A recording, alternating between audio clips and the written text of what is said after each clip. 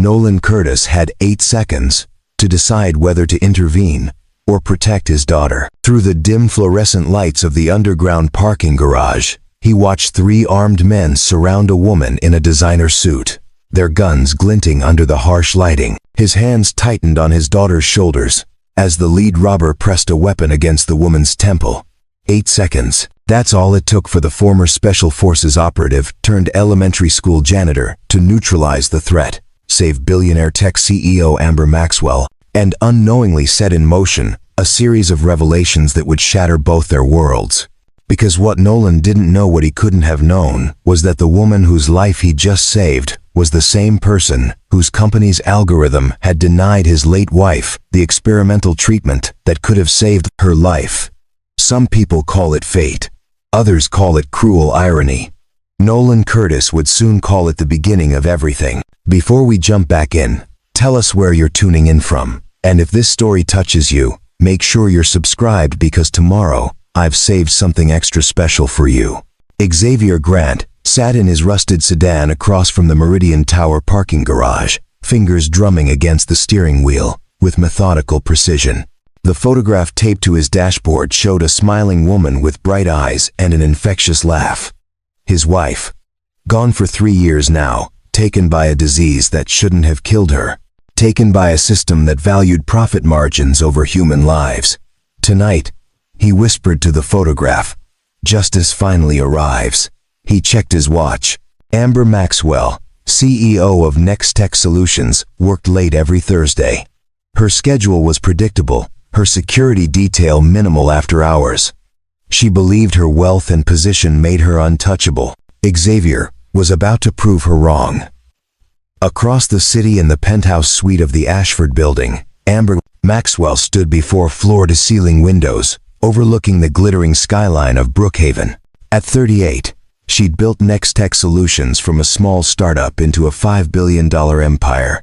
Her company's artificial intelligence algorithms now determined everything from loan approvals to insurance coverage for millions of Americans.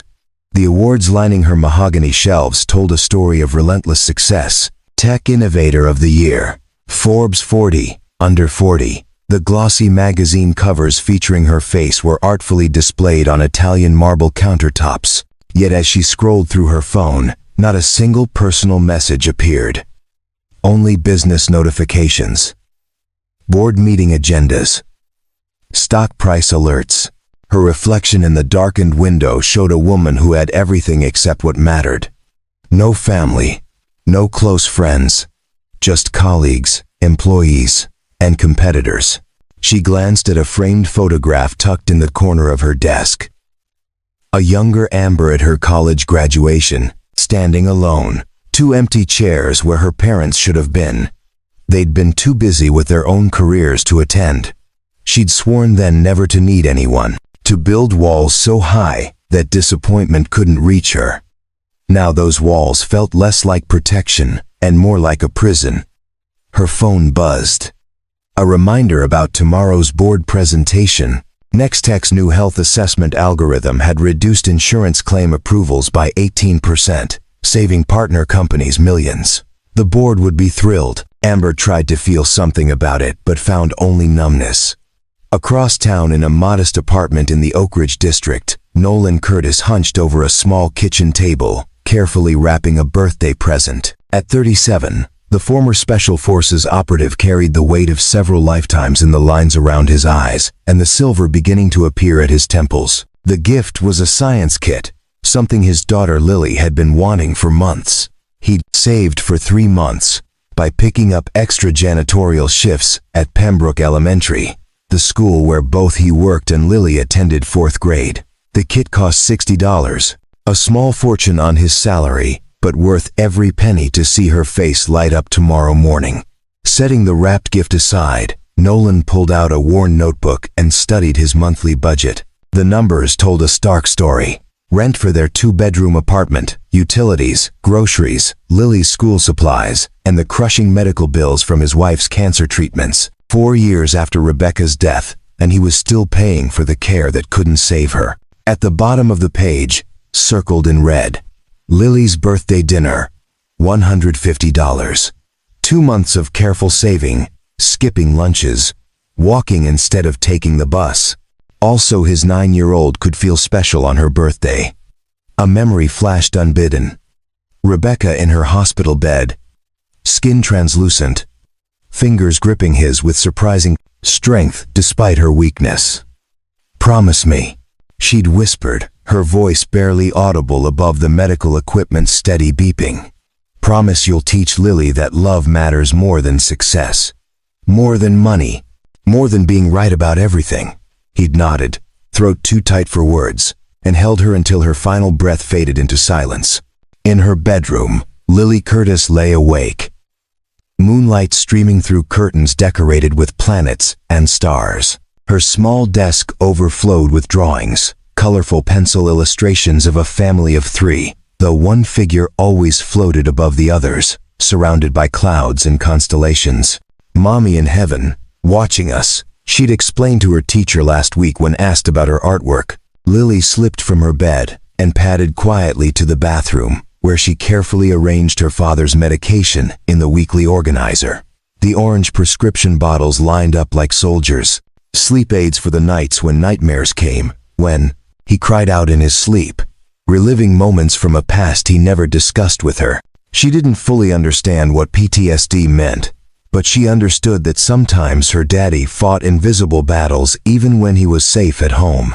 She'd learned to recognize the signs, the distant look in his eyes, the way his hands would shake slightly when loud noises startled him, the careful way he positioned himself in rooms to see all the exits. Before returning to bed, Lily stopped by the refrigerator, where a hand-drawn invitation was held by a magnet. Lily's 9th birthday celebration, Harborview Grill, 6 p.m. She'd created it herself, in art class, complete with drawings of birthday cake and balloons. Tomorrow she'd wear her best dress, the blue one with white flowers that her mom had bought her before getting sick. Tomorrow she'd pretend they were a normal family, even if just for one evening. In a cramped apartment on the industrial side of Brookhaven, Xavier Grant stared at photographs spread across his coffee table. Images of Amber Maxwell at charity galas, tech conferences, magazine photo shoots. Always impeccably dressed, always projecting confidence and control, never showing a hint of the devastation her company's algorithms had caused to families like his. "She has no idea," he muttered to himself. "No idea how many lives her precious efficiency has destroyed." His wife, Diana, had been only 34 when the rare autoimmune disease struck. Nextech's health assessment algorithm, used by their insurance provider, had flagged her experimental treatment as statistically unlikely to succeed and denied coverage. The appeal process took 4 months. Diana had died in 3.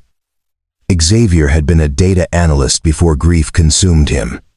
He understood algorithms, probability matrices, risk assessments. He knew that behind every denial was a human life, reduced to numbers and percentages. His wife had been categorized as a 19% success probability. Not profitable. Enough to approve. He'd spent 2 years trying the legal route. Lawyers, appeals, media attention. Nothing worked.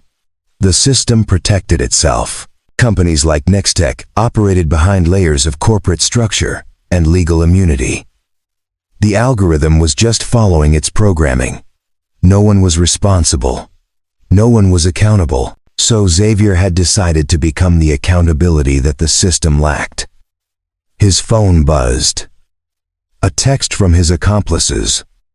2 other men whose lives had been destroyed by Nextech's algorithms were in position. Meridian Tower Garage, Level 3. She just entered the elevator. Xavier grabbed his mask and weapon, checking the chamber one final time. Tonight, Amber Maxwell would understand what it felt like to be powerless. To have your fate decided by forces beyond your control. To beg for mercy from a system designed to have none. He started his car, pulling out into the evening traffic of Brookhaven. Across the city, Nolan Curtis was helping Lily pick out her outfit for tomorrow's birthday dinner, completely unaware that in less than 24 hours, His life and Amber Maxwell's would collide in 8 seconds that would change everything. The city moved through its evening rhythms, millions of individual stories intersecting and diverging like threads in an impossibly complex tapestry. Some intersections were gentle, forgettable. Others were violent, transformative, impossible to undo. Tonight would be one of the latter. The Harborview Grill occupied the ground floor of an upscale complex in downtown Brookhaven. Its warm lighting and seafood aromas, a stark contrast to the cold concrete of the Meridian Tower parking garage 4 blocks away. Nolan Curtis held Lily's hand as they approached the restaurant entrance, his daughter practically bouncing with excitement. "Do you think they'll sing Happy Birthday?" Lily asked, adjusting the blue flower dress that she'd insisted on wearing despite the evening chill. "If you want them to, I'll make sure they do," Nolan promised, though the thought of drawing attention made him uncomfortable. Years of special operations training had conditioned him to blend into backgrounds, to be forgettable. But for Lily, he'd endure a chorus of restaurant staff and curious diners. They were 15 minutes early for their reservation. Nolan had learned long ago that being early meant controlling variables, assessing environments, identifying potential problems before they materialized. Even something as simple as a birthday dinner required tactical awareness. Old habits died hard. "Can we walk past the fountain?" Lily asked, pointing to the decorative water feature in the plaza between the restaurant and the adjacent parking structure. "Mommy used to love fountains." Nolan's chest tightened, but he nodded. 5 minutes, then we need to check in for our table. Preparing and narrating this story took us a lot of time, so if you are enjoying it, subscribe to our channel. It means a lot to us. Now back to the story. As Lily ran ahead to the fountain, Nolan's phone buzzed. A text from his supervisor at Pembroke Elementary. "Curtis, can you cover the weekend custodial shift? Jenkins called in sick. Double pay." He calculated quickly. Double pay meant an extra $120. That could cover next month's electricity bill or put a significant dent in the medical debt. He typed back, "I'll take it." Lily called out to him, asking him to watch her toss a penny into the fountain. "I'm wishing that Mommy can see me from heaven tonight," she said solemnly, before flinging the coin into the water. At that exact moment, 4 blocks away in the Meridian Tower parking garage, Amber Maxwell stepped out of her private elevator onto level 3. Her heels clicked against concrete as she walked toward her designated space where her black Tesla waited. She scrolled through emails on her phone, barely noticing her surroundings. The garage was nearly empty at this hour. Most employees left by 6. Only executives and workaholics remained, and Amber was usually the last to leave. Her security detail had offered to escort her, but she'd waved them off. The garage was supposedly secure, monitored by cameras, accessible only with key cards. What could happen?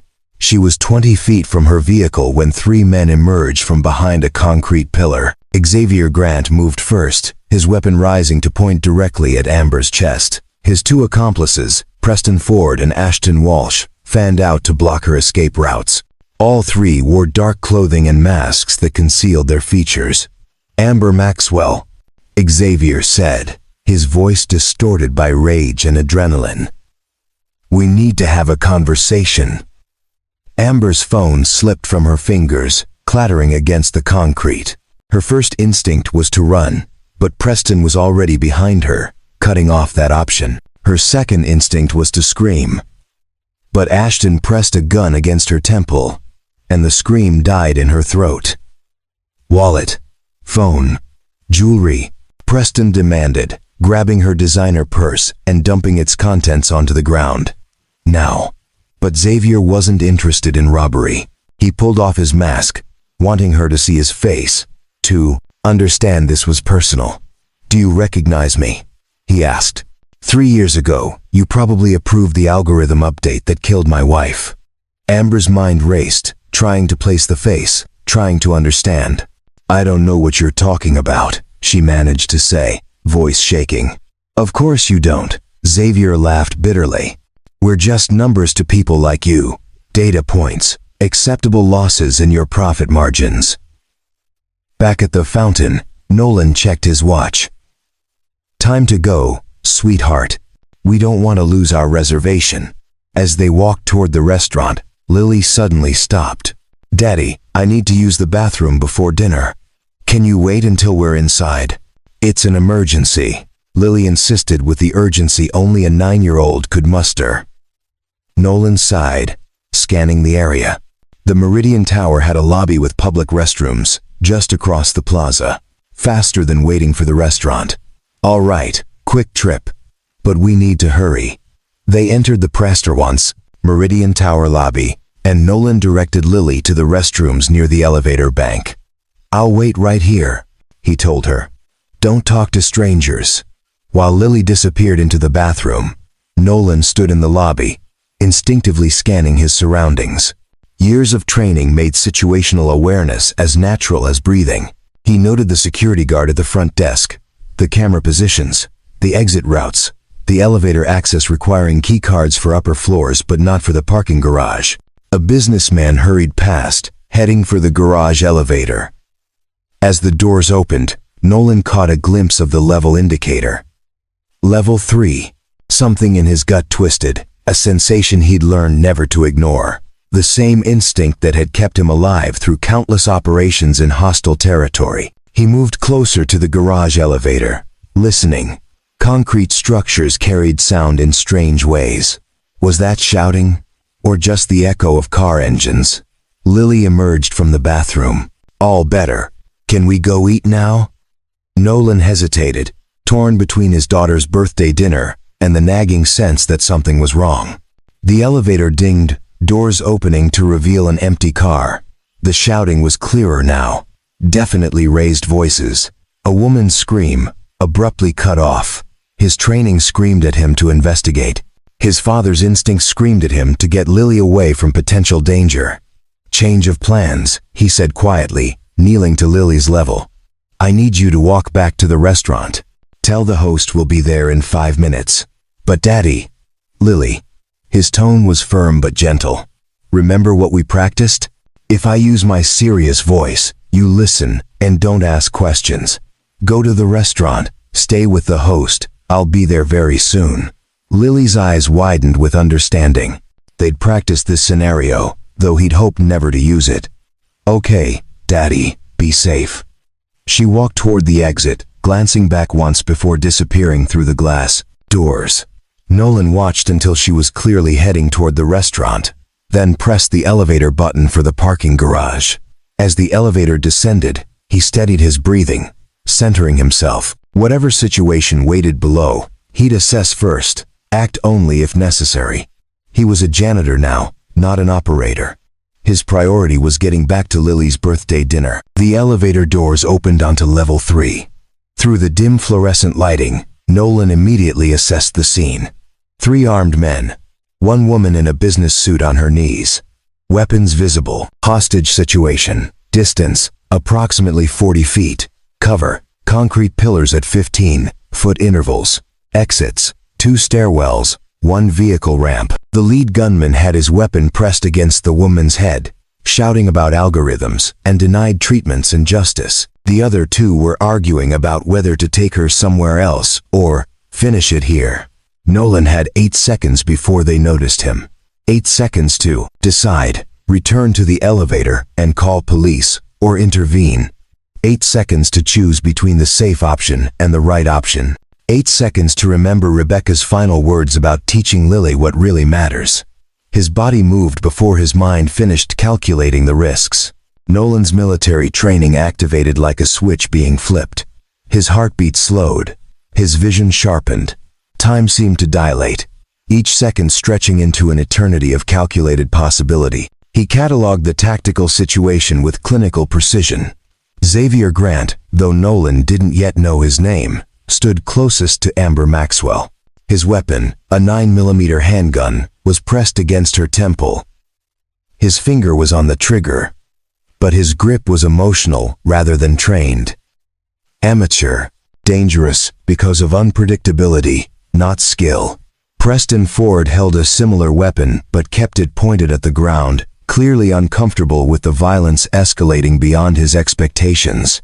His body language screamed hesitation, weak link. Ashton Walsh was the most concerning. He held his weapon with familiarity, scanning the environment with practiced awareness. Former law enforcement or private security, Nolan guessed. He'd be the one to react first. Nolan stepped out from the elevator alcove, hands visible but not raised, submissive enough not to trigger immediate response, but ready to move if needed. "Easy there," he said, voice calm and level. "Nobody needs to make this worse than it already is." All three men spun toward him. Xavier's gun shifted away from Amber's head for a crucial second. Ashton's weapon came up, trained on Nolan's chest. Preston looked between his accomplices, panicking. "Who the hell are you?" Xavier demanded. "Just someone heading to dinner with his daughter," Nolan replied, taking a measured step forward. "Heard shouting, wanted to make sure everyone's okay." "Do we look okay?" Ashton snapped. "Turn around and walk away. This doesn't concern you." Nolan's eyes never left Xavier's face. "Seems like it concerns everyone here. Whatever happened to you, whatever you think she did, this isn't the answer." Xavier's composure cracked. "You don't know what she did.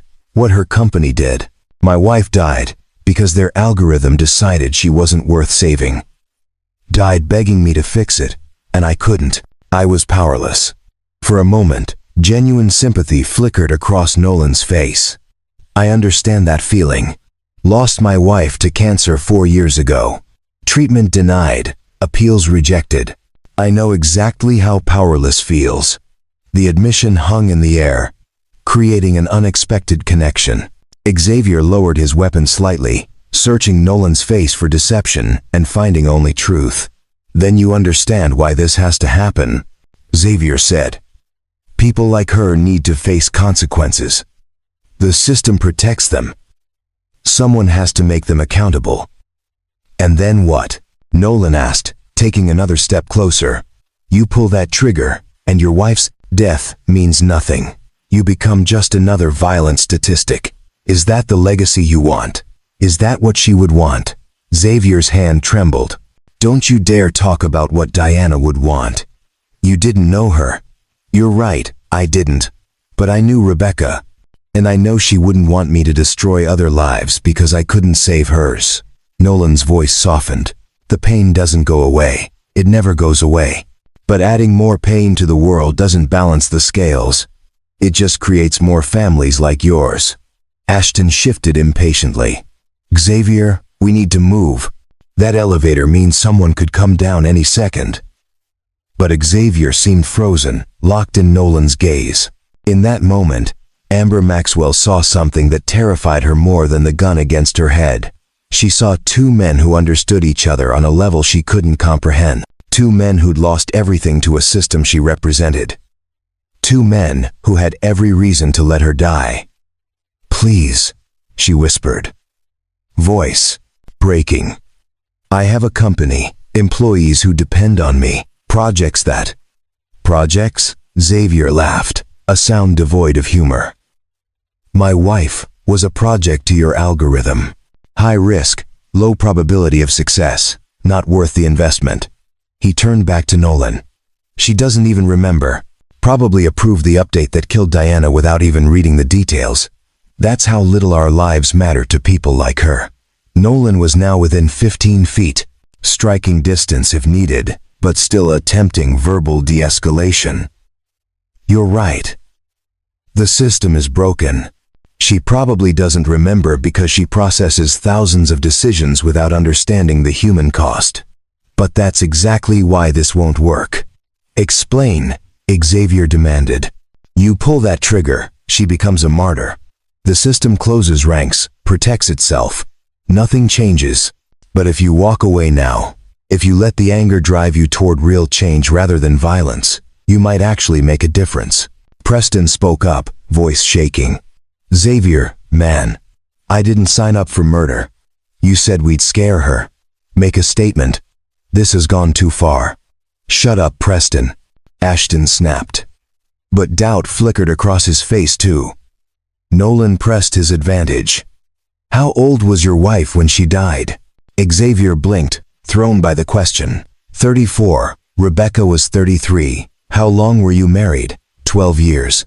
Since college. 14 for us. High school sweethearts. Nolan's voice carried the weight of shared grief. You know what the worst part is? Not the anger. Anger is clean, simple. The worst part is the guilt. Wondering if you could have done something different. Fought harder. Found another way. Xavier's weapon dipped further. Every day. Every single day I think about what I should have done differently. Killing her won't ease that guilt. It'll just add more. You'll spend the rest of your life in prison, wondering if this moment was when you finally lost the last part of yourself that your wife would recognize. Nolan took another step. Is that who you want to be? Is that the man Diana married? For a long moment, the parking garage was silent, except for the hum of fluorescent lights and Amber's quiet sobbing. Xavier's resolve was crumbling, the fury that had sustained him for months, finally meeting its match in someone who truly understood his pain. Then Ashton made his choice. This is done. Xavier, put the gun down, or I will. He raised his weapon, pointing it at Xavier rather than at Nolan or Amber. The betrayal was complete. Ash, what are you doing? Preston gasped. I signed up to scare a billionaire, not commit murder in front of a witness. I'm not going down for this. Ashton's eyes were cold, calculating. Everyone stays calm. We all walk away. Xavier drops his weapon. We leave separately, never speak again. Deal. But Xavier wasn't listening. The final thread of his control snapped. If I can't make her pay, then what was the point? What was any of it for? He swung his gun back toward Amber's head, finger tightening on the trigger. Nolan moved.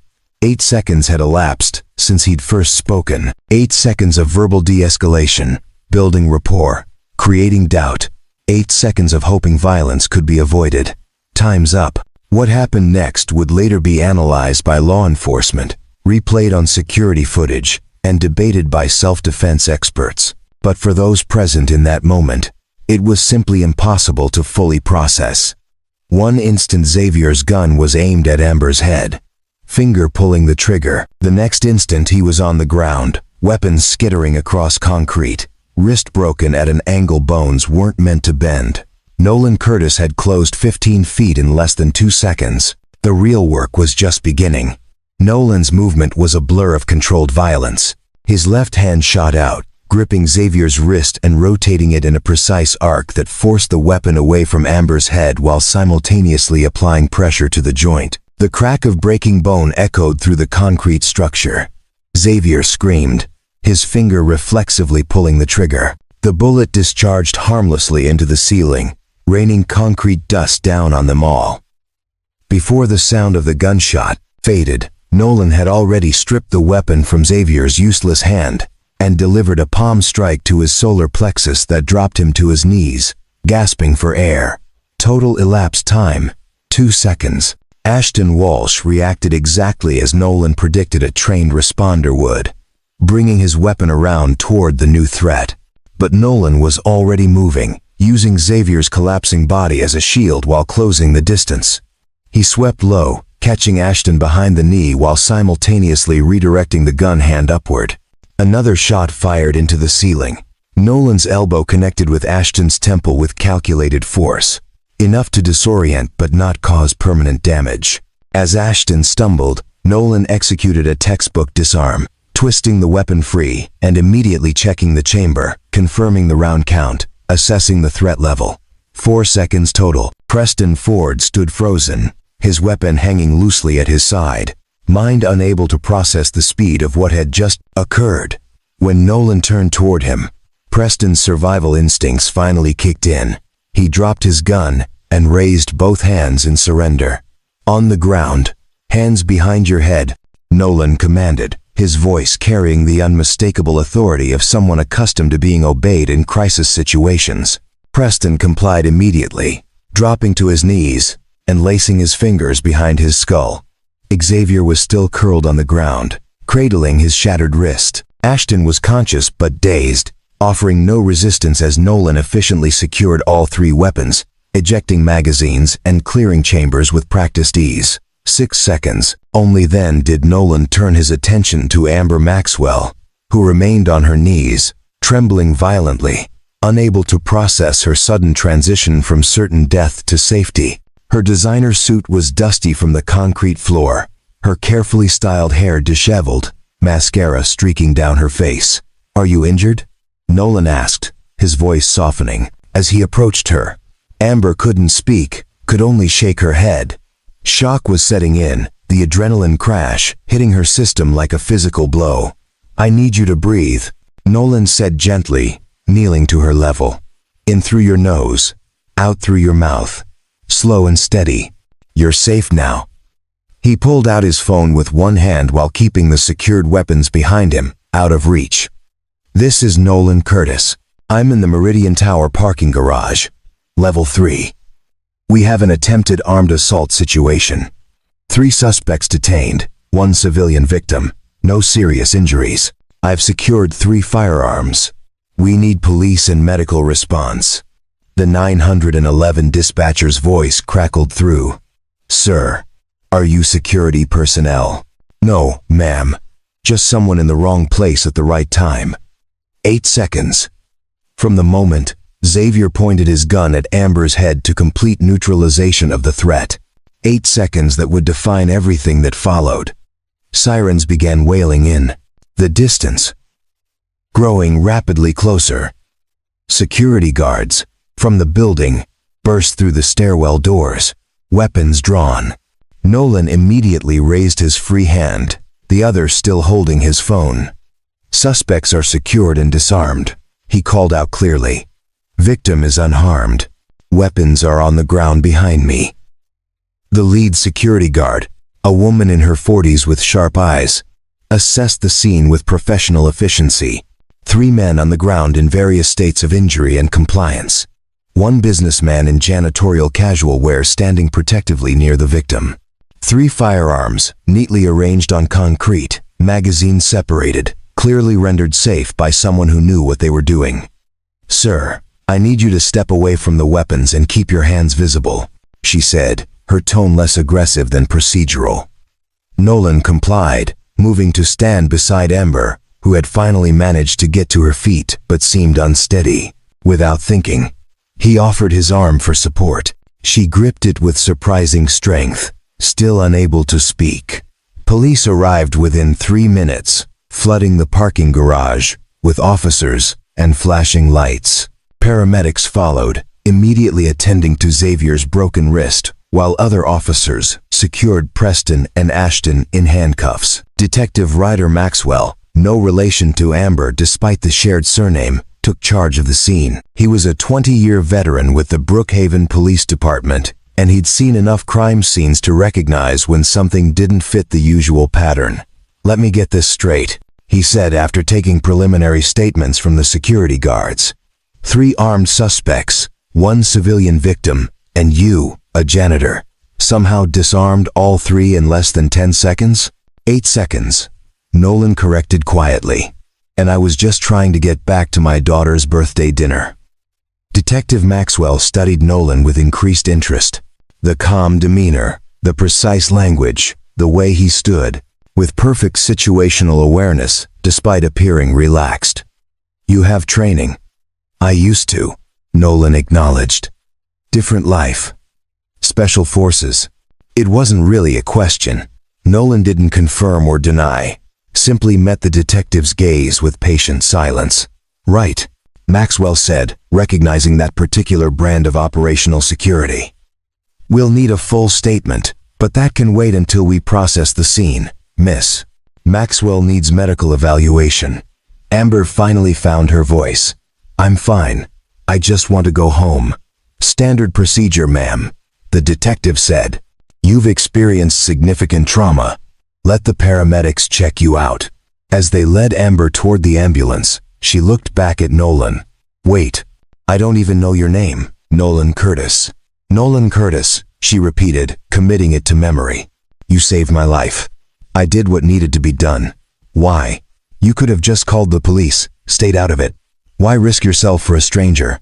Nolan thought of Lily, waiting at the restaurant, probably worried by now.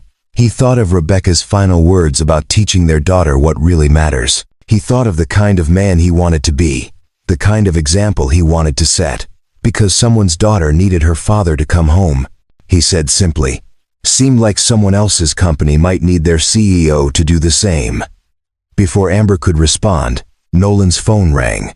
The restaurant, he answered immediately.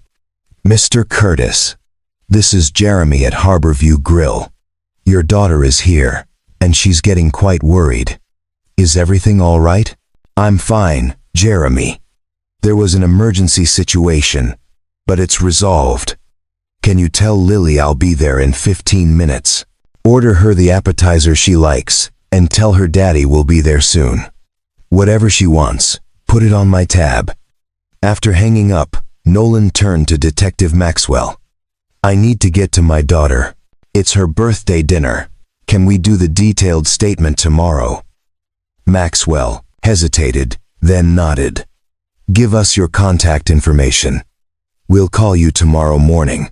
But Mr. Curtis, don't leave town. We'll have a lot of questions. I'm not going anywhere. As Nolan walked toward the exit, one of the paramedics called out. Sir, you're bleeding. That's a graze wound on your shoulder. Nolan glanced down. In the chaos, he hadn't noticed that one of the wild shots had clipped him, tearing through his jacket and shirt to leave a shallow furrow across his shoulder muscle. Now that he was aware of it, the pain began registering. I'll clean it at home, he said. That needs stitches, the paramedic insisted. Tomorrow, right now, I have a birthday dinner to get to. He left the parking garage, leaving behind 3 would-be killers, a shaken billionaire, and a dozen police officers, all wondering exactly who Nolan Curtis really was.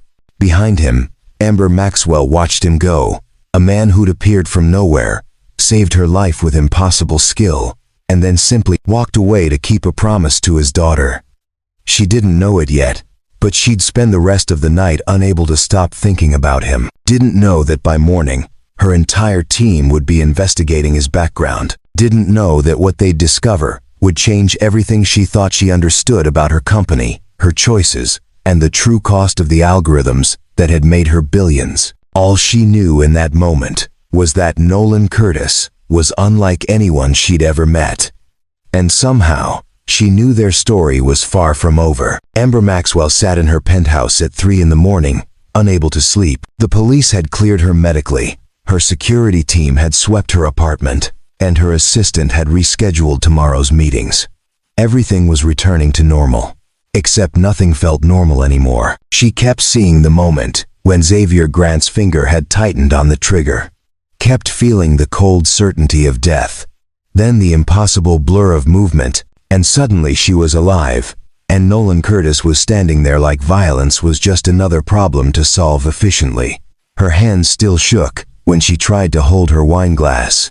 Her phone showed 47 missed calls from board members, investors, and media outlets. News of the parking garage incident had already leaked. Tech CEO nearly killed in armed assault. Mysterious hero saves billionaire. The story was spreading across social media, though details were scarce since police hadn't released official statements yet. Amber opened her laptop and did what she always did when faced with unknowns. She gathered data. Nolan Curtis. She typed into her company's proprietary search algorithm, the same one that had made Nextech Solutions billions by aggregating public records, social media, employment histories, and financial data into comprehensive profiles. The results appeared within seconds. Nolan James Curtis, age 37, current residence, Oak Ridge District, Brookhaven, employment, custodial staff at Pembroke Elementary School, hired 4 years ago, previous employment, Wilson Security Consulting, terminated after 6 months. Before that, a significant gap in civilian employment records. But it was his earlier history that made Amber lean closer to the screen. Special Operations Forces, 12 years of service, multiple deployments, specific locations redacted. Honorable discharge 4 years ago. Commendations for valor. Details classified. The kind of service record that spoke volumes through what it didn't say. There you are, Amber whispered. That's who you were. She dug deeper. Marriage record to Rebecca Ann Curtis, née Thompson, 13 years ago. Birth record for Lily Grace Curtis, 9 years ago. Then the death certificate that explained everything. Rebecca Curtis, deceased 4 years ago. Cause of death, metastatic cancer. Amber's chest tightened. He'd lost his wife the same year he left military service. The timeline suggested he'd given up his career to care for her, then buried her, and somehow kept going for their daughter's sake. The financial records painted a stark picture. Medical debt, $87,000. Still in active repayment. Annual income, $32,000. Rent for a 2-bedroom apartment in a modest neighborhood. No car, public transportation passes, no luxury purchases, no entertainment subscriptions, nothing beyond basic necessities. This was a man living on the absolute edge of financial survival, working a job far below his capabilities, all while raising a daughter alone. Amber pulled up the insurance claims database, the one Nextech's algorithms had helped design. She entered Rebecca Curtis's information, and her breath caught when the denial appeared. Experimental treatment for stage 4 cancer. Denied. Reason: insufficient clinical evidence of efficacy. Risk assessment: high probability of treatment failure. Cost-benefit analysis: not approved. The algorithm had flagged Rebecca Curtis as a poor investment, just like it had flagged Diana Grant, Xavier's wife, just like it had flagged thousands of others whose lives were reduced to probability percentages and cost projections. Amber felt sick. She'd built her empire on efficiency, on using data to make better decisions than human judgment alone could manage.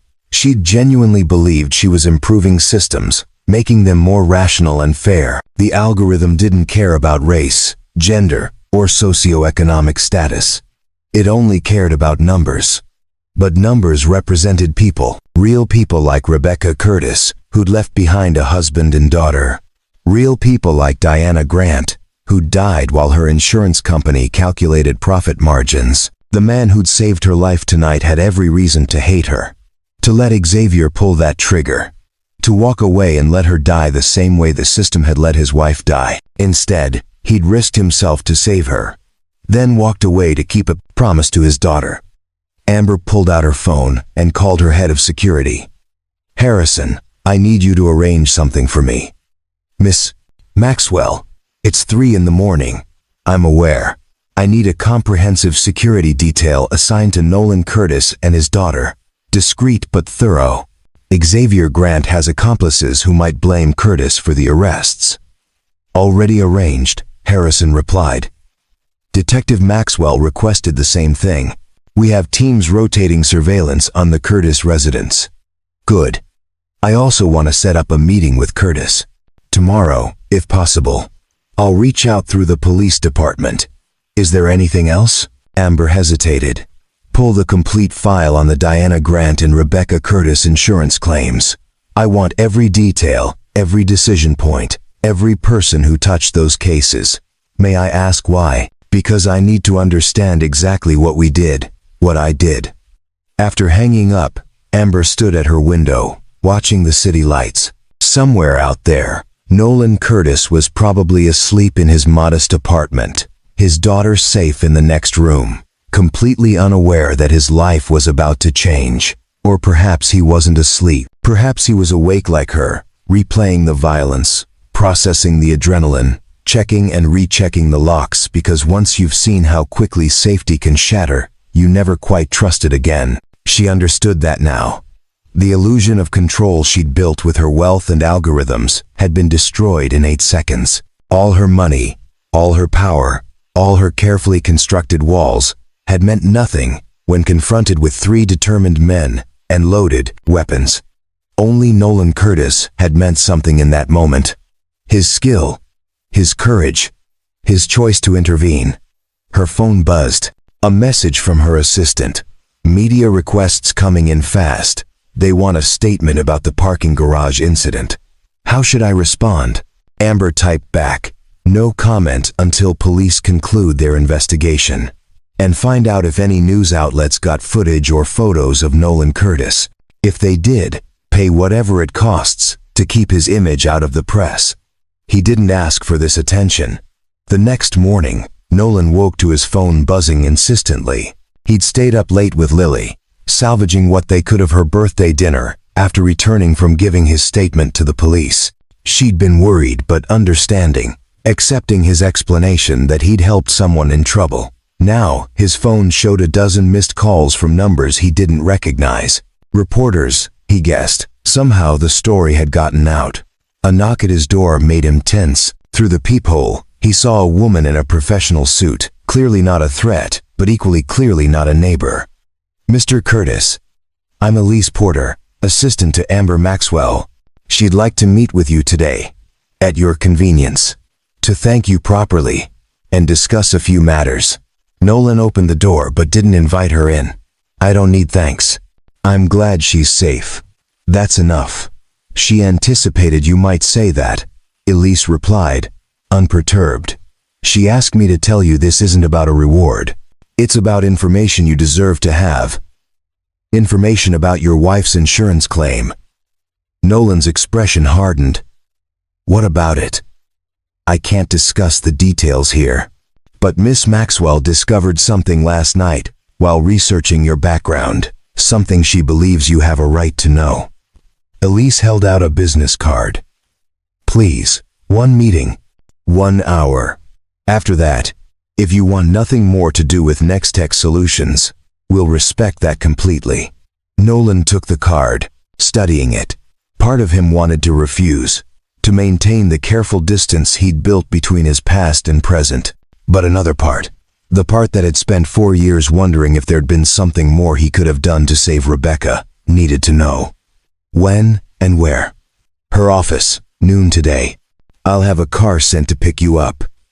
I'll take the bus. Just give me the address." After Elise left, Nolan stood in his doorway, card in hand, knowing he was about to step into a world he'd deliberately avoided. A world of wealth and power and corporate decisions that destroyed lives with casual efficiency. He should stay away. Should protect Lily from any connection to people like Amber Maxwell. Should maintain the simple, honest life he'd built from the ruins of his past. But he'd learned long ago that some doors, once opened, couldn't be closed. And something told him that whatever information Amber Maxwell had discovered, it would change everything. The Nextech Solutions headquarters occupied 40 floors of glass and steel in Brookhaven's financial district. Nolan stood in the lobby, feeling conspicuously out of place in his worn jeans and flannel shirt among executives in designer suits. Elise Porter appeared promptly at noon. "Mr. Curtis, thank you for coming. Please follow me." The private elevator moved so smoothly Nolan barely felt the ascent to the 40th floor. When the doors opened, he stepped into an executive suite that probably cost more than he'd earn in a decade. Floor-to-ceiling windows offered panoramic city views. Original artwork hung on walls. Everything whispered wealth and power. Amber Maxwell stood by the windows, looking out at the skyline. She turned when he entered, and Nolan was struck by how different she appeared from the terrified woman in the parking garage. She'd reconstructed her armor of confidence and control, though he could see the cracks if he looked closely. The way her hands clasped together slightly too tight, the barely perceptible tension in her shoulders. "Mr. Curtis, thank you for coming." She gestured to a seating area with leather chairs. "Please, sit. I'll stand, thanks. You said you had information about my wife's insurance claim." Amber's carefully maintained composure slipped slightly. Direct. "I can appreciate that. Would you like coffee? Water? Information?" Nolan repeated. "That's all I came for." Amber nodded, moving to her desk. She pulled out a thick folder. "Last night, I couldn't sleep. I kept thinking about what happened. About who you were. About how you just walked away without asking for anything. So I did what I always do when I have questions. I researched." She opened the folder, revealing page after page of documents. "I found your service record, though most of it's classified. I found your wife's death certificate. And then I found something that made me understand why Xavier Grant wanted to kill me." Nolan's jaw tightened, but he said nothing.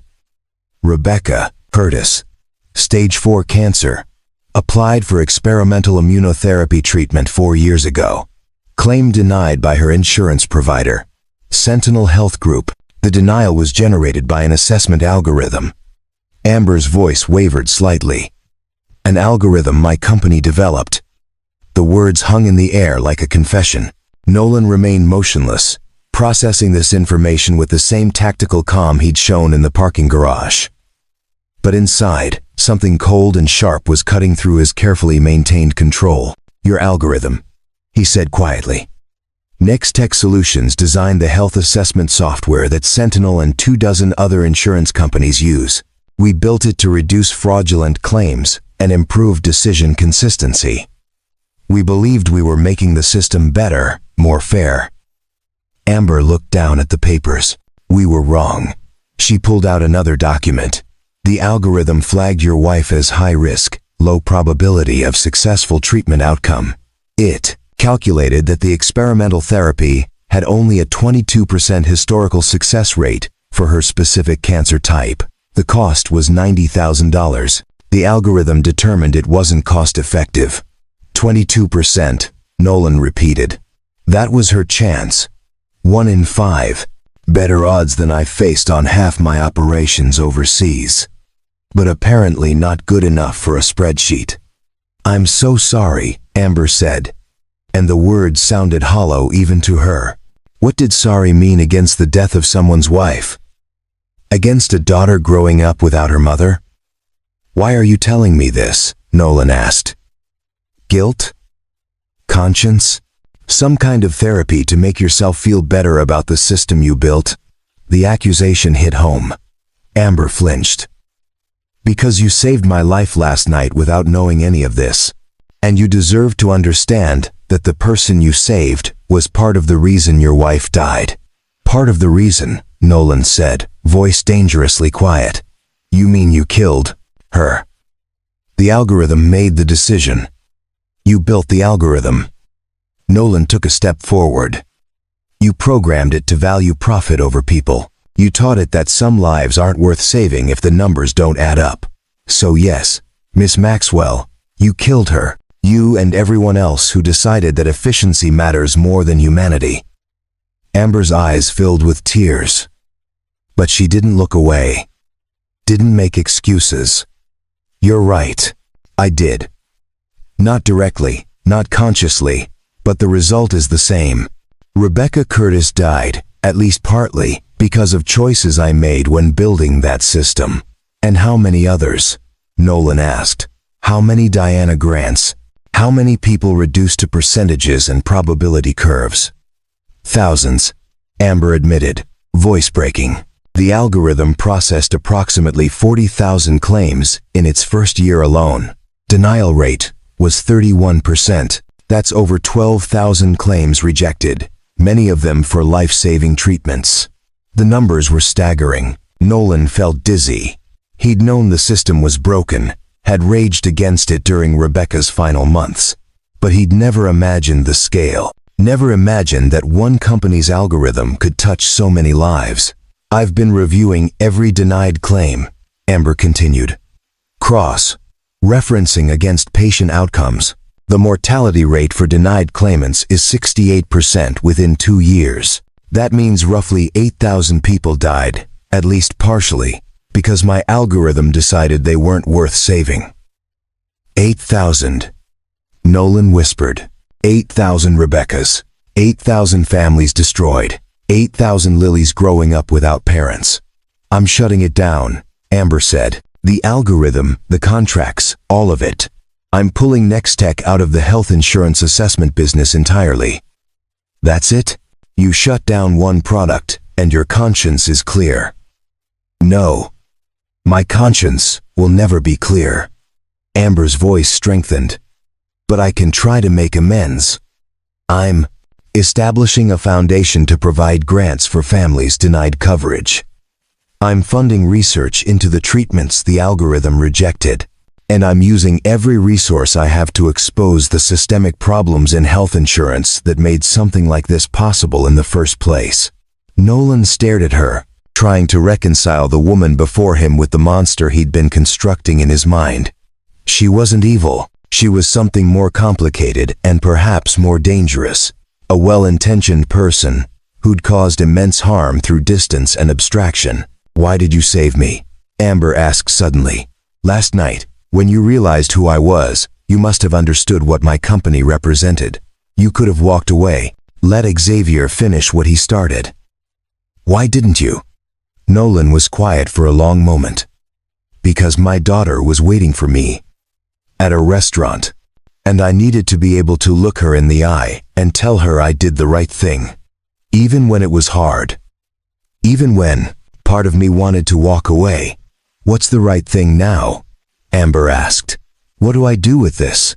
How do I balance the scales?" "You can't," Nolan said simply. "You can't bring Rebecca back. Can't undo the 8,000 deaths. Can't erase the families you destroyed. All you can do is be better going forward, and accept that being better doesn't earn you forgiveness." He moved toward the door, then stopped. "The foundation you mentioned for denied claims. Make it real. Don't make it some tax write-off or PR stunt. Actually help people." "I will," Amber promised. "And Mr. Curtis, I know you don't want a reward, but your daughter deserves better than her father working himself to exhaustion while drowning in debt. Let me at least clear the medical bills, not as payment for saving me, but as the bare minimum restitution for what my company did to your family." Nolan's pride warred with practicality. The medical debt was crushing him, limiting Lily's opportunities, keeping them trapped in survival mode. But accepting money from Amber felt like betraying Rebecca's memory. "I'll think about it," he said finally. "But right now, I need distance from all of this. From you." He left without looking back, leaving Amber alone in her expensive office, surrounded by the trappings of success that suddenly felt like monuments to failure. For 3 days after the meeting, Nolan tried to return to normal life. He showed up for his janitorial shifts at Pembroke Elementary, mopped floors, cleaned bathrooms, fixed broken equipment. He picked Lily up from school, helped with homework, made dinner. He pretended that nothing had changed. But everything had changed.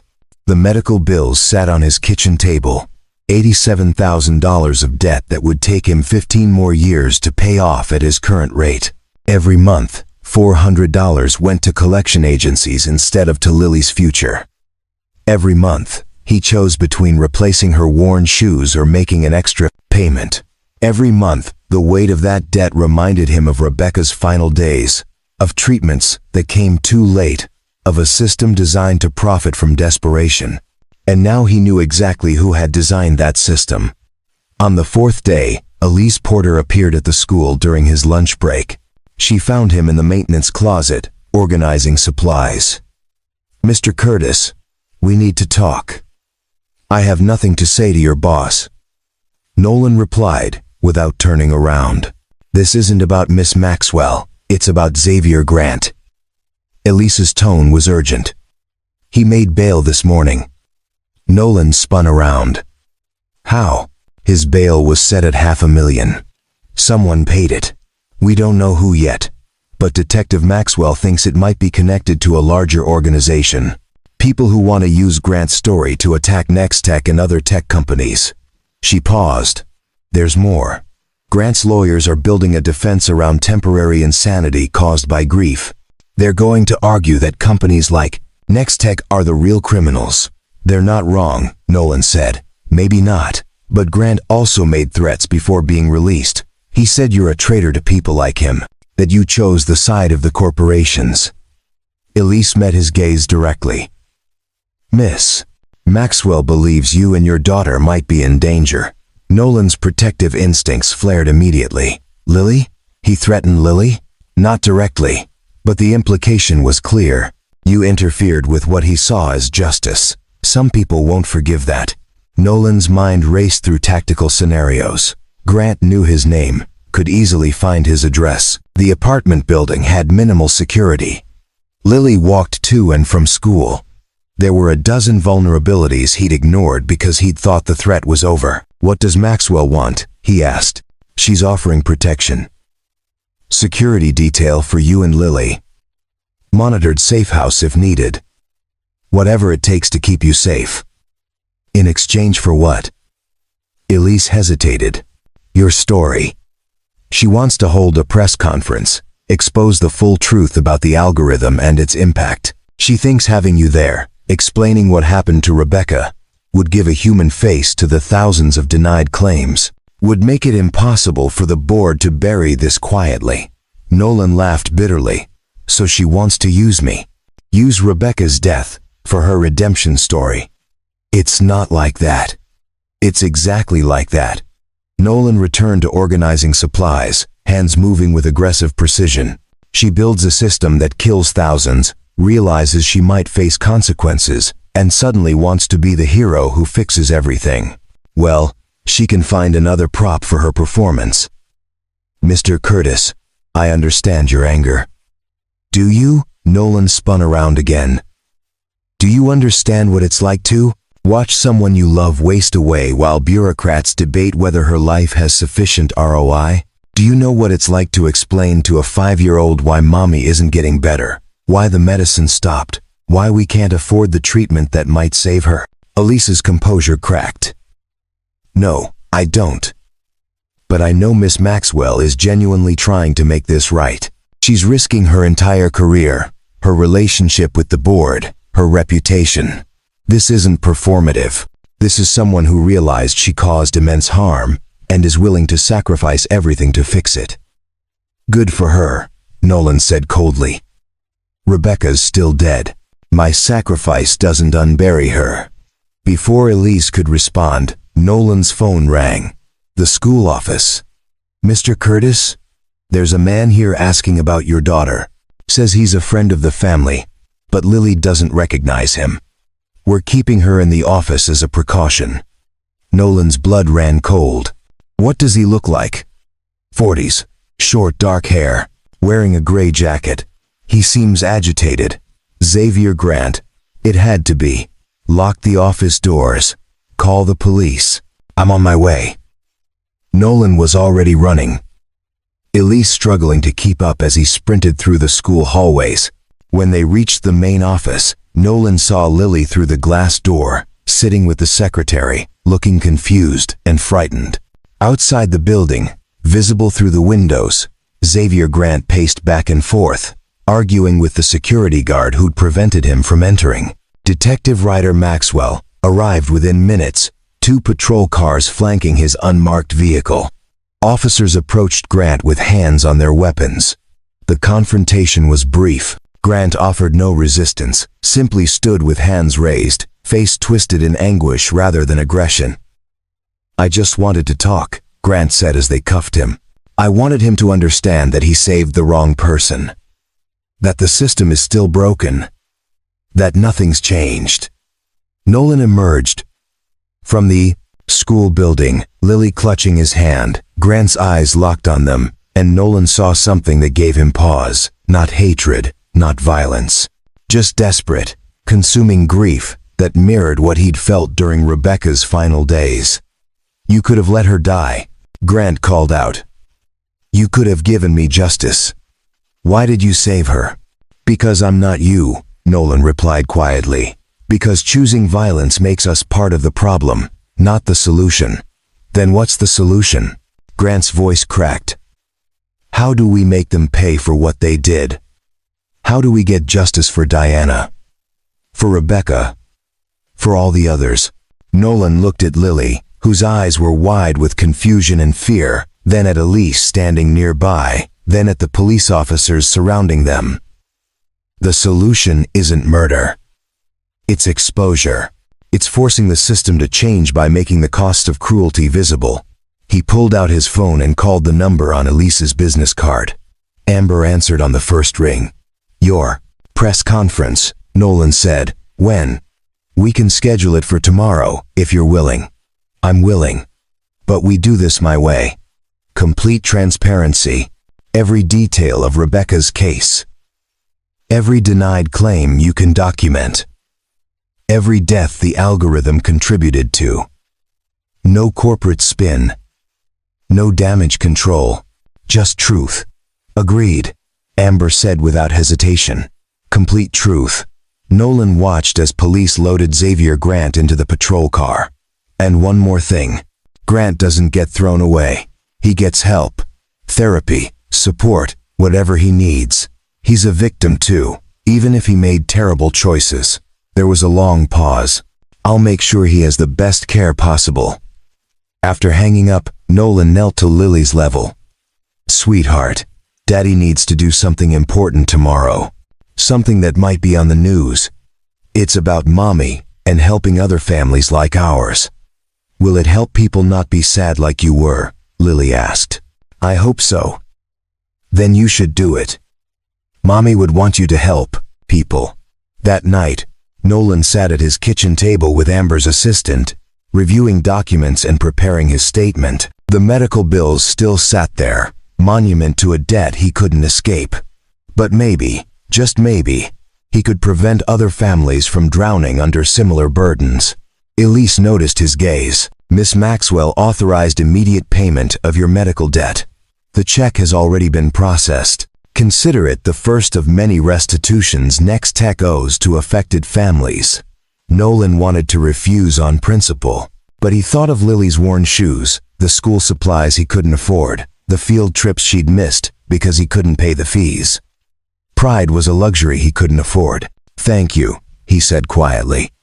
Don't thank me. Thank yourself for being willing to tell the truth, even though it costs you something. What does it cost me? Elise smiled sadly. Privacy. Anonymity. The quiet life you've built. After tomorrow, everyone will know your story. Nolan. Curtis won't be just a janitor anymore. You'll be a symbol. Nolan looked at Rebecca's photograph on the wall, her bright smile captured forever in a moment of happiness. If being a symbol helps even one family avoid what we went through, it's worth it. He pulled out a pen and began writing his statement, choosing each word with careful precision. This wasn't about revenge or personal justice. This was about forcing a broken system to face its victims, to see the human cost of algorithmic efficiency. Tomorrow, the world would learn the truth about Next-Tech's algorithm. Tomorrow, Amber Maxwell would begin her public reckoning.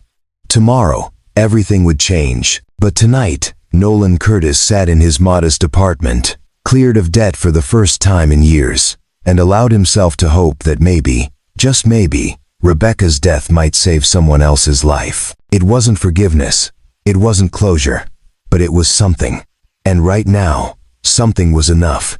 The Next-Tech Solutions Press conference was scheduled for 10 in the morning at the Brookhaven Convention Center. By 9:30, every seat was filled with journalists, technology reporters, health policy analysts, and families whose claims had been denied by the algorithm.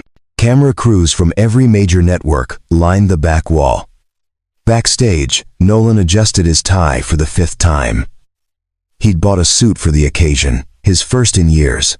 Lily sat beside him, swinging her legs from a chair that was too tall for her, wearing her best dress and clutching a photograph of Rebecca. You look handsome, Daddy, she said.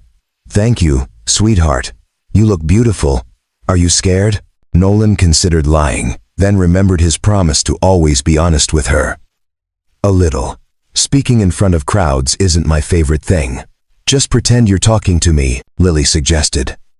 Tell them about Mommy like you tell me stories before bed. Simple wisdom from a 9-year-old.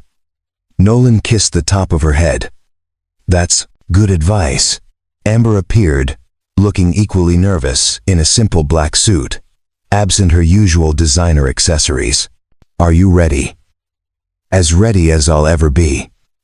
Thank you for doing this. I know it costs you. Before Nolan could respond, Elise rushed over, phone in hand, face pale. We have a problem. The board has called an emergency vote. They're trying to remove you as CEO before the press conference starts. Amber's expression hardened.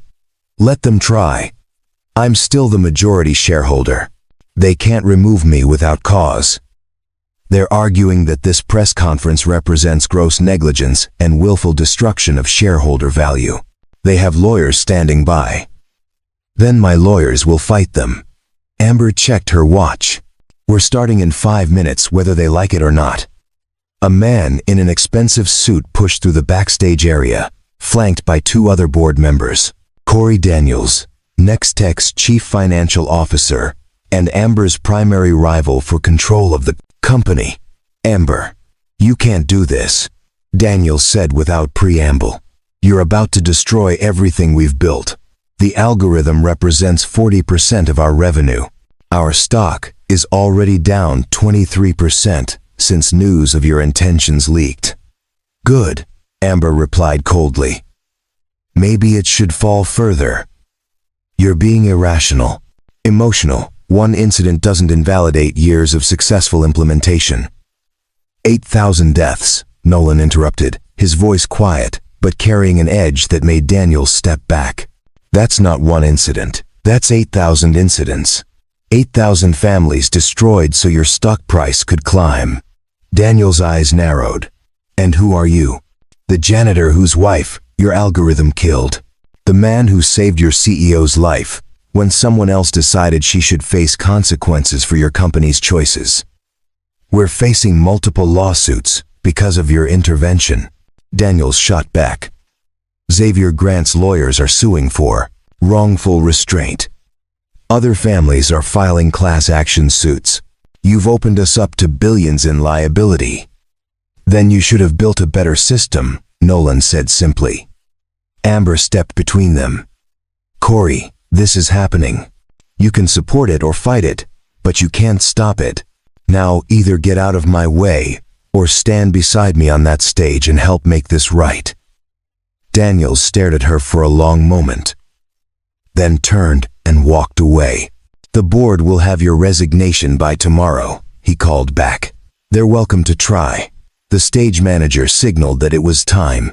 Amber took a deep breath, straightened her shoulders, and walked onto the stage to a barrage of camera flashes and shouted questions. Good morning, she began, waiting for the noise to settle. Thank you all for coming. Today, I'm here to address the serious failings of Nextech Solutions and to announce major changes to our business practices and corporate mission. She paused, looking out at the audience. In the front row sat families holding photographs of deceased loved ones. Their faces showed hope mixed with skepticism. People who'd been disappointed by the system too many times to trust easily. 4 years ago, Nextech developed an algorithm designed to assess health insurance claims for efficiency and consistency. We believed we were improving a broken system, making decisions more fair by removing human bias. We were wrong. A murmur ran through the crowd. This wasn't the typical corporate non-apology. This was something different. Our algorithm didn't remove bias.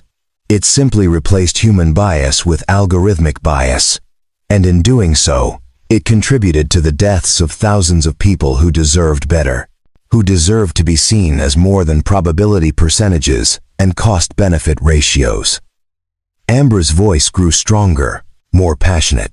I'm here today to take full responsibility for those failures.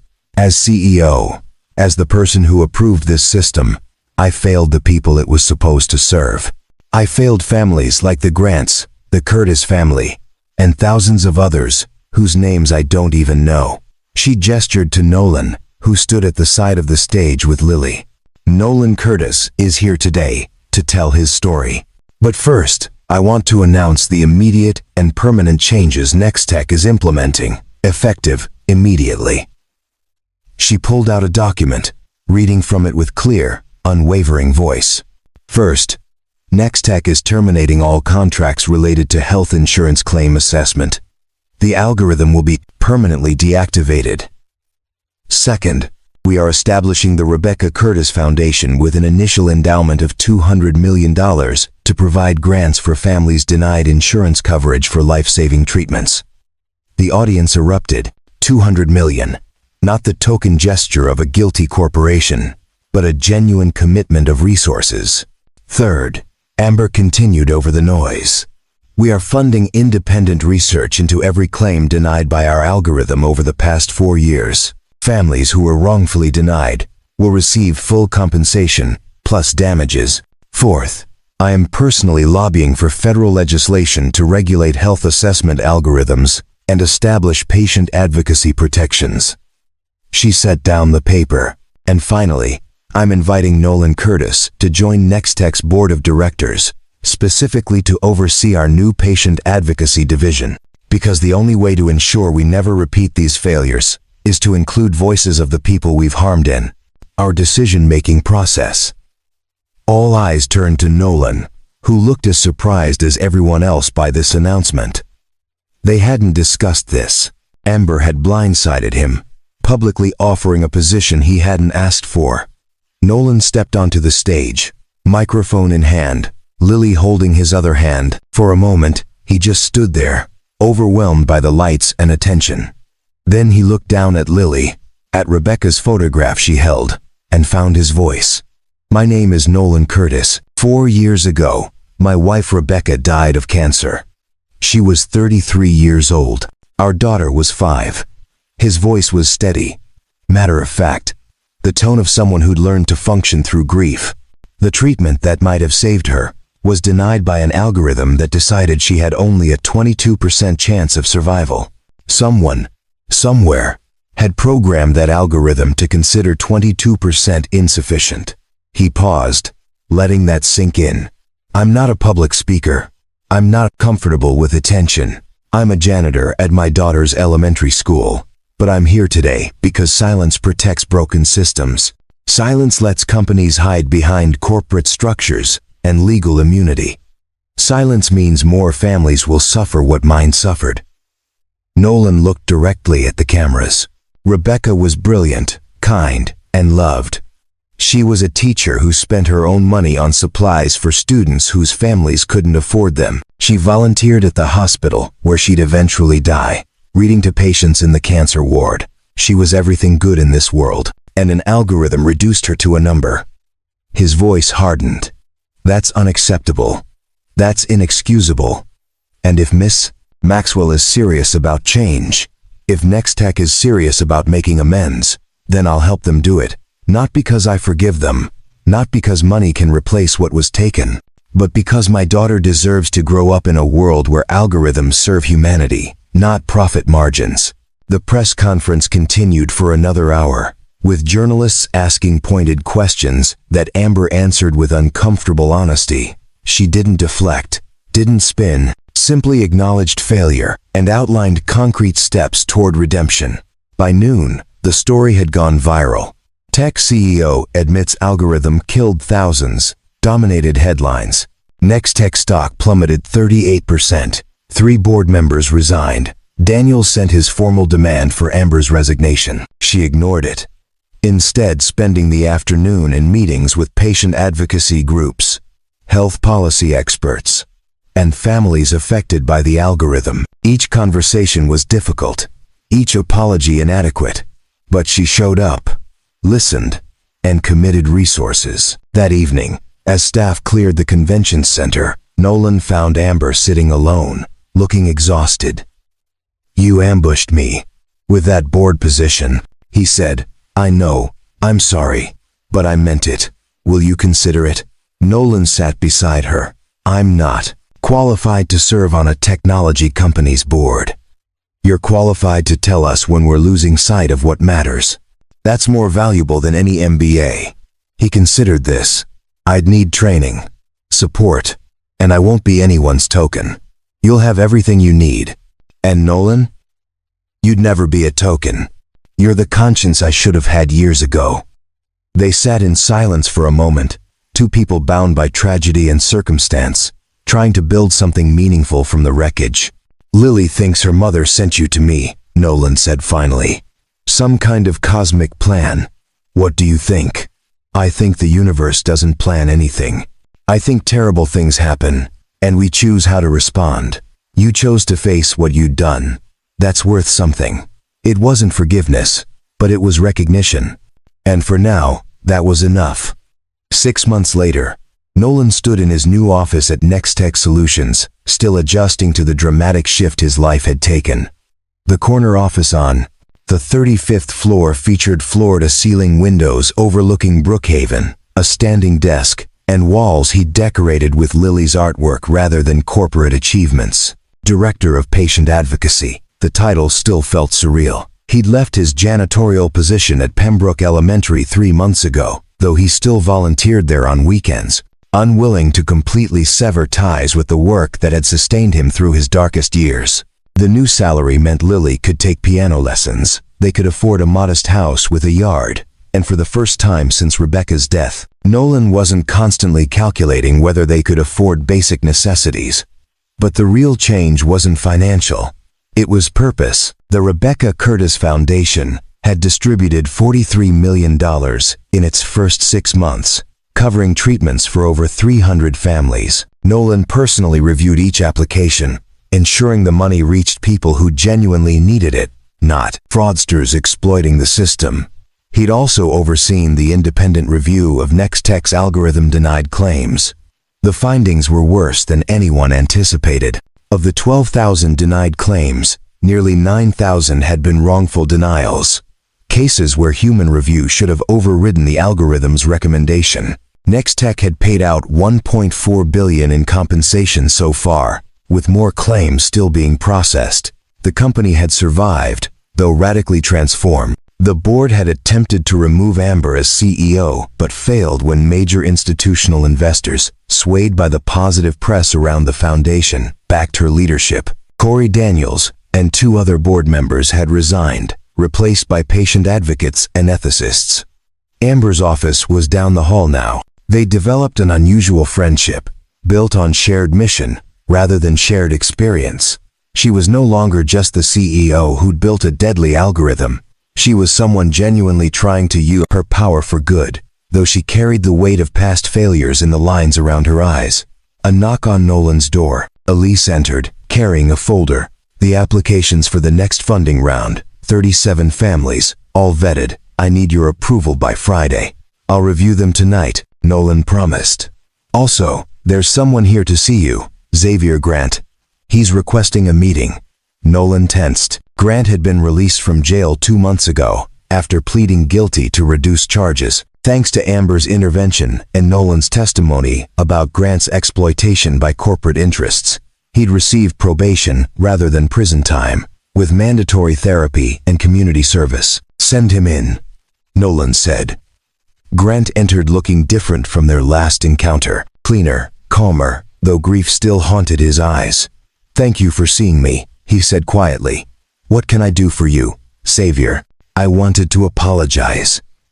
For threatening you. For going after your daughter. For everything. Grant sat down, uninvited, shoulders slumped. I was drowning in anger, couldn't see past my own pain. You were trying to help, and I saw you as the enemy. You were manipulated, Nolan said.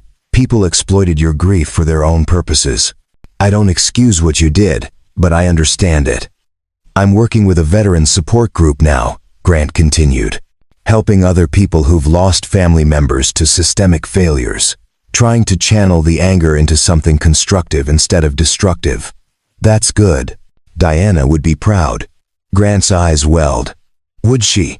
I nearly killed someone, nearly destroyed what little I had left. But you didn't. You made terrible choices, but you're choosing differently now. That's what matters. They talked for another 20 minutes, 2 men bound by loss, finding common ground in their attempts to move forward. When Grant left, Nolan felt something shift inside him. Not closure, exactly, but something like acceptance. That pain could transform into purpose. That evening, Nolan picked Lily up from her piano lesson. At 10 years old now, she was growing rapidly, already showing signs of becoming a teenager.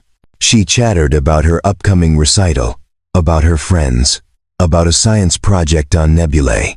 Miss Maxwell asked if we want to come to her house for dinner Friday, Lily said as they drove home. She's making spaghetti. Can we go? Nolan glanced at his daughter. You like spending time with her? She's nice. And she's funny when she's not being all serious and businesslike. Plus, she has that big telescope on her roof. She promised to show me Saturn's rings. Over the past months, Amber had become a regular presence in their lives. Not intrusive, but consistent.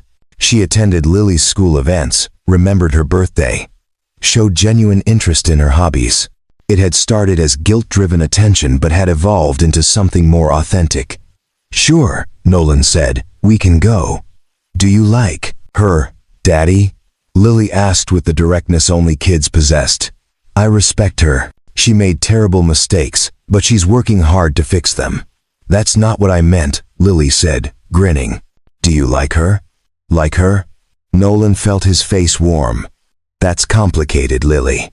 Mommy would want you to be happy," Lily said, suddenly serious. "She told me before she died. She made me promise that if you ever found someone who made you smile again, I should tell you it's okay."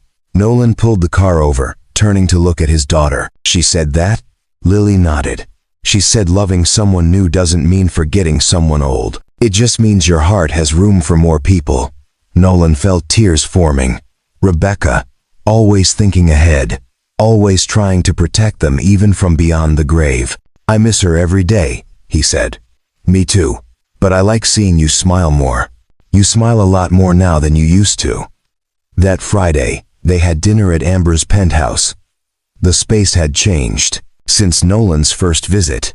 The cold, impersonal corporate showcase had given way to something warmer. Photographs adorned the walls now, including one of the three of them at the foundation's ribbon-cutting ceremony. Books cluttered the coffee table. Lily's drawings hung on the refrigerator. After dinner, while Lily explored the rooftop telescope, Amber and Nolan stood at the windows, watching the city lights. "She's remarkable," Amber said, nodding toward Lily. "So smart, so kind. You've done an incredible job raising her. Rebecca deserves most of the credit. She built the foundation even if she couldn't see the house completed." "I've been thinking," Amber said hesitantly, "about what happens next. The foundation is established. The reforms are in place. Next Tech is stable. What do I do with the rest of my life? What do you want to do?" "I want to keep making amends, but I also want to live, not just work. I want relationships that matter, not just business transactions." She looked at him. "I want to know if there's room in your life for someone like me. Not as the CEO trying to fix her mistakes, but as someone who values you and Lily beyond what you represent." Nolan was quiet for a long time. 6 months ago, I would have said no. Would have told you that the distance between us was too great, that what your company did to Rebecca made anything between us impossible. And now? Now I think Rebecca was wiser than I gave her credit for. She understood that holding on to anger only poisons the Rebecca was wiser than I gave her credit for, person carrying it. That moving forward doesn't mean forgetting the past, just refusing to let it define the future. He turned to face Amber. "I'm not ready for anything serious. May never be. But I'm open to seeing where this goes. To building a friendship that might become something more. If you're patient, if you understand that I come with complications." Amber smiled, genuine warmth reaching her eyes. "I can do patient. And Nolan? Everyone comes with complications. Yours just happened to intersect with mine in ways neither of us expected." On the rooftop, Lily had successfully located Saturn, its rings visible through the powerful telescope. She called down to them, excited, wanting them to see. They climbed the stairs together, not quite holding hands but walking close enough that their shoulders touched. And for the first time in years, Nolan allowed himself to feel something other than grief and obligation. Something tentative and fragile, but real. Something that might, with time and care, grow into hope. 1 year after the press conference, the Rebecca Curtis Foundation held its first annual gala at the Brookhaven Grand Hotel. The ballroom glittered with soft lighting and elegant decorations, but the real beauty was in the faces of the families present, people whose lives had been saved by treatments the foundation funded. Nolan stood near the stage in a well-fitted suit, no longer uncomfortable with formal events, watching as Amber addressed the crowd. She'd grown into her role as reformed CEO, using her platform to advocate for healthcare reform with the same intensity she'd once applied to maximizing profits. In our first year, the Rebecca Curtis Foundation has provided funding for over 800 families, Amber announced to enthusiastic applause. We've covered treatments that insurance companies denied, resulting in a 73% survival rate among recipients. That's 584 lives saved. 584 families who didn't have to experience what the Curtis family endured. She paused, emotion evident in her voice. But numbers only tell part of the story. Behind each statistic is a person, a family, a future that almost didn't happen. Tonight, some of those families are here to share their experiences. One by one, people took the stage. A mother whose son's leukemia treatment had been funded. A husband whose wife's experimental surgery had given them 5 more years together. A teenager who'd survived a rare genetic disorder thanks to gene therapy the algorithm had once flagged as too expensive. Each story was a testament to what happened when corporations chose people over profit. Lily, now 11 years old and wearing a blue dress that Rebecca would have loved, stood backstage waiting for her turn. She'd insisted on speaking tonight despite Nolan's concerns about putting her in the spotlight. "You're sure about this, sweetheart?" he asked. "I'm sure. Daddy, people need to know about Mommy, not just that she died, but who she was." When Lily took the stage, the ballroom fell silent. This young girl, poised beyond her years, represented everything the foundation fought for. "My name is Lily Curtis," she began, voice clear and strong. "My mom died when I was 5 years old. For a long time, I was angry about that. Angry at the sickness, angry at the doctors who couldn't save her, angry at a world that felt unfair." She held up a photograph of Rebecca. "But my mom taught me something before she died. She said that love is bigger than anger, and that helping others is how we honor the people we've lost. She said that even when bad things happen, we get to choose what we do next." Lily looked at her father, then at Amber.